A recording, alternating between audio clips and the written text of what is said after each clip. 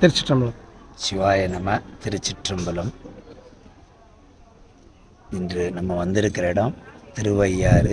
5 ஆறுகள் பாயக்கூடிய ஒரு நடுநாயமாக விளங்கக்கூடிய நாவுக்கரச பெருமானுக்கு திருக்கைலாய காட்சியினை எம்பெருமானே நேரடியாக இந்த பூலோகத்தில் அளித்த மிகப்பெரிய புண்ணிய பூமியான இந்த ஐயாரப்பர் திருத்தலத்தில் ஆடி அமாவாசை தினத்தில் அடியார் பெருமக்களெல்லாம் ஒன்றிணைந்து அப்பர் பெருமானுடைய அந்த கைலாய காட்சியை கண்ணார காணும் பொருட்டு அப்பர் பெருமானுடைய திருவடியை பற்றி நாமும் கைலாயம் செல்வோம் என்ற பெரும் நம்பிக்கையின் மூலம் இந்த வழிபாடானது நடைபெறுகிறது.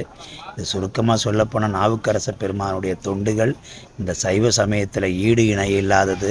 உழவாரமும் தேவாரத்தையும் இரு கண்களாக பாவித்து பணியாற்றிய நாவுக்கரச பெருமான் பல தலங்களை தரிசித்து இறுதியாக கைலாயம்பதியிலே சுவாமியை தரிசிக்கும் பொருட்டு நடக்க முடியாத தள்ளாத வயதிலும் உடலெல்லாம் காயப்பட்டு சுவாமியை பார்க்கும்போது, சாமி எழுந்தருளி நீ ஏன் இங்கு வந்தாய், நீ செய்த தொண்டுக்கு யாமே உமக்கு நேரடியாக காட்சி அளிக்கிறோம் என்று அங்கு இருக்கிற கைலாச மலை அருகாமையில் இருக்கக்கூடிய மானசர ஏரியிலே மூழ்கும்படியாக சுவாமி பணித்தார்.